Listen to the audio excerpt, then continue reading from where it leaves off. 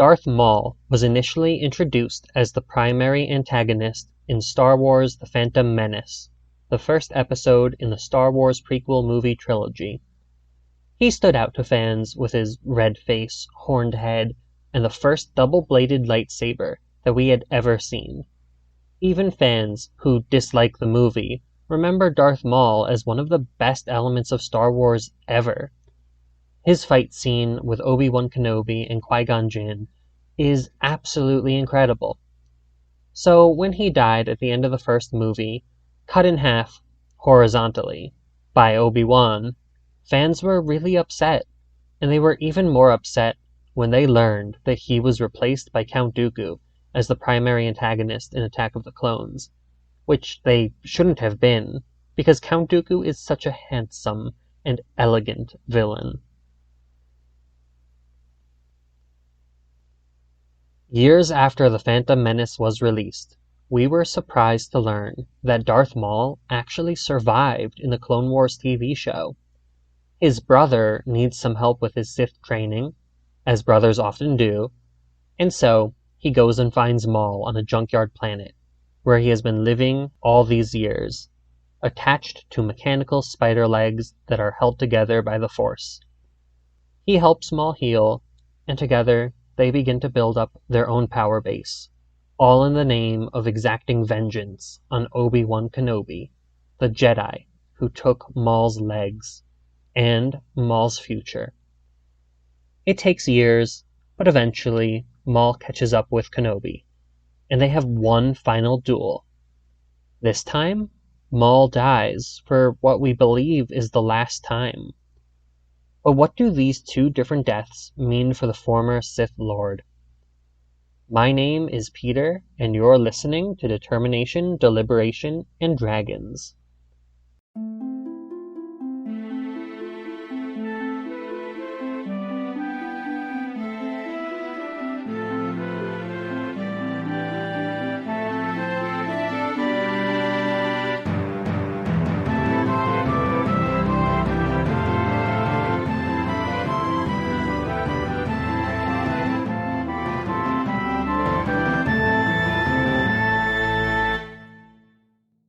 Maul's last duel against Kenobi is brief. Most of the confrontation is a conversation between the two Force users, and then a quiet moment in which each ignites their lightsaber and studies their opponent. Kenobi moves through 3 poses. One that is most recognizable as the signature pose of the younger Kenobi, played by Ewan McGregor, then Alec Guinness's Kenobi, and then a stance taken by his master, Qui-Gon Jinn, in his own duel with Maul.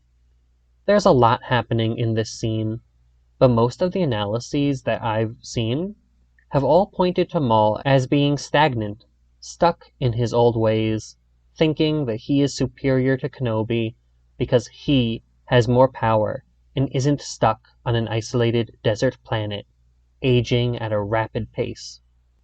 He does call Kenobi, quote, a rat in the desert, end quote, and wonders if it is better to kill Kenobi or to leave him to, quote, fester in his squalor, end quote.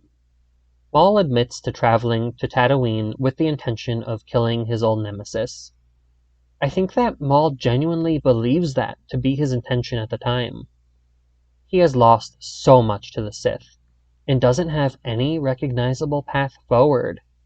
And so, he goes back to meet an enemy from his past, hoping to accomplish something, to exert a tiny bit of his power. He doesn't realize, yet, the true reason he is there. People then point to the phase in their duel in which Kenobi moves through his 3 different poses as a trap. When Kenobi reaches the pose once assumed by his former master, Maul attacks. They point to this as the moment in which Maul thinks that he can best Kenobi.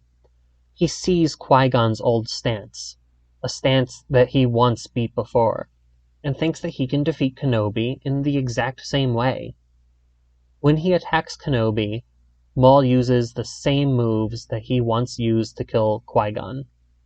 He raises the hilt of his lightsaber to hit Kenobi, but Kenobi is too quick and slices downwards, striking a fatal blow to Maul.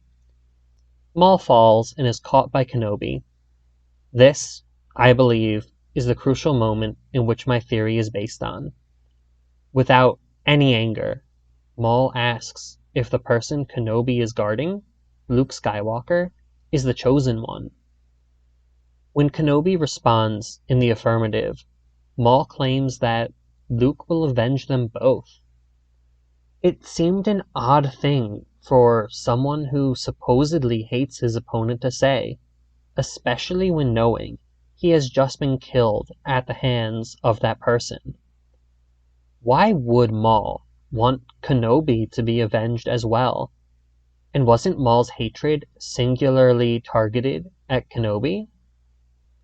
When Maul attacked, I think he fully believed and intended to die by Kenobi's hand. Maybe he did go to Tatooine with the intention of killing Kenobi, or at least thinking that was his intention. But I don't think that intention remained with him. When he saw Kenobi assume Qui-Gon's stance, Maul must have recognized it, not as a sign that Kenobi was vulnerable, but as a sign that Kenobi remembered that duel in the Phantom Menace, and would be able to counter Maul's attack where Qui-Gon could not. It's a perfect case of, I know that you know that I know. Maul could have changed his approach, but despite knowing that Kenobi was prepared for it, he went ahead anyway.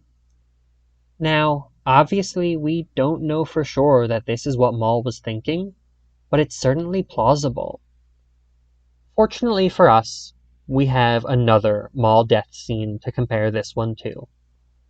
In the Phantom Menace, Kenobi cuts Maul in half, believing him to be dead.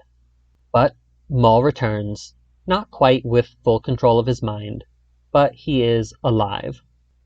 He is taken back to his village to recover, given legs, and then leaves his village to find Kenobi.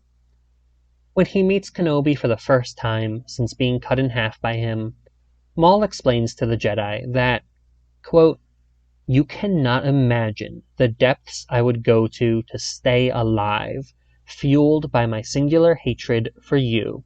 End quote. According to Maul, he survived because of his hate.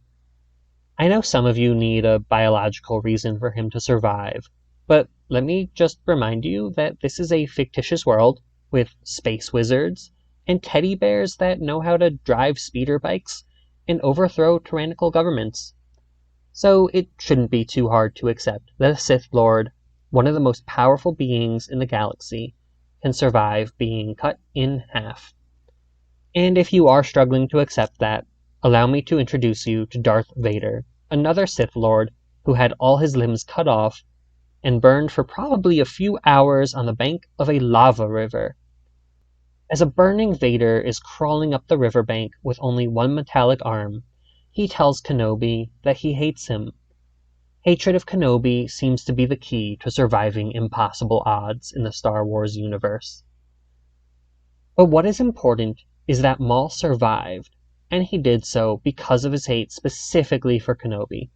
Just as Zuko's firebending was fueled by his drive to catch the Avatar, Maul's survival is made possible because of his specific drive for revenge against Kenobi. Throughout the Clone Wars and Rebels TV shows, we see Maul pursue this revenge, determinedly pursuing the man who almost killed him.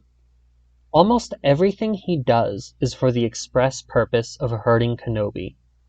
He slaughters a village of people, commandeers a crew of pirates, even takes over an entire planet just so he can get his revenge. If he gains some power along the way, all the better. But the end goal has always been Kenobi.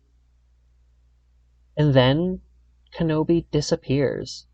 Order 66 happens, and the Jedi are wiped out. Maul doesn't know if Kenobi survived or not, and he loses his seat of power as a crime lord. We don't know exactly how he loses his power, but in the Rebels TV show, he is older and weaker. He is trapped on an old Sith world where he fights 3 Imperial Inquisitors, whom he only manages to kill with the help of 3 Jedi. Afterwards, Kanan, a man who never completed his Jedi training and who has just been blinded, manages to unceremoniously toss Maul from the top of a pyramid. Maul has no allies. He is alone. Without his hate, his rage, he is nothing. There is nothing as potent as his hate that is driving him to do anything anymore. Sure, he claims that he is now fighting the Sith, the group that killed his brother. But remember, he only survived because of his singular hatred for Kenobi. Fighting the Sith isn't enough to keep him alive, and so we see him diminished, unable to be the Force he once was. He's grasping for a purpose and trying new things by training the Jedi Ezra, but even that doesn't fill the void where his hate once was. There is nothing left for him. And then Maul discovers that Kenobi is actually still alive, and that the old Jedi is on Tatooine, the place where it all began. He races off to the planet so that he can catch up to his old nemesis. He arrives in the desert and begins his hunt. And that's where he finds Kenobi, at a fire pit in the middle of the desert. The two talk. Maul attacks. Maul dies. After he is cut in half on Naboo, Maul feels nothing but hate.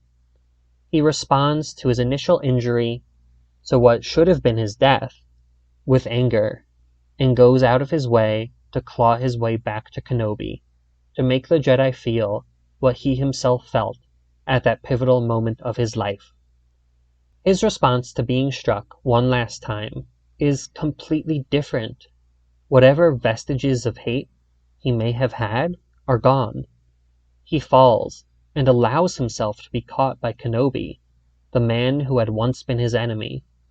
The two men connect with each other in their loss to the Sith, and Maul expresses his conviction that this new chosen one, Luke Skywalker, will avenge both of them.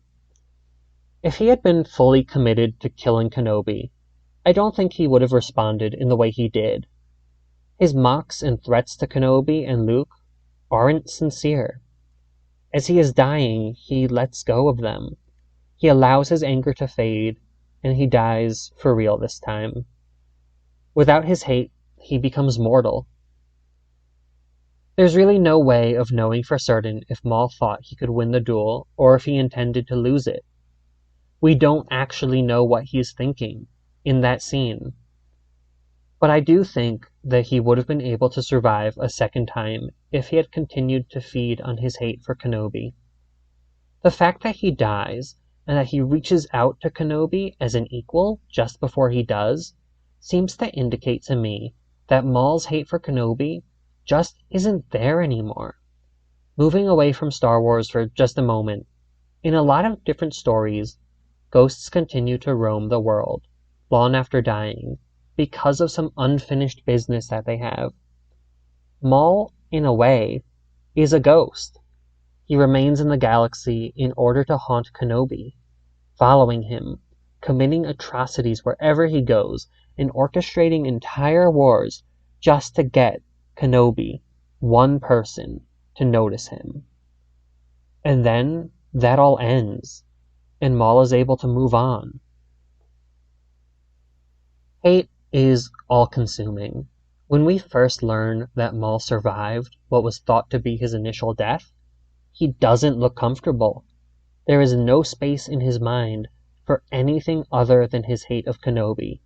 He rummages around on a garbage planet, feeding on lost scavengers who fall into his cave. He has ideas of who he once was, but they don't seem to be clear or particularly focused. It isn't until his brother brings him home and Maul participates in a magical ritual that he regains a sense of self. But even this is limited. His people have been massacred, but he does nothing to avenge them. And he has either been reunited with his brother, or met him for the first time, I don't know which. But either way, he treats him as nothing more than a tool. Rather than try to forge a new path, he tries to reclaim the title of Sith. His hate keeps him stuck, unable to try anything new. Maul essentially becomes hate. And when that hate finally begins to fade, so too does Maul, until he is in the desert, dying by the fire, clutched in the arms of his old nemesis.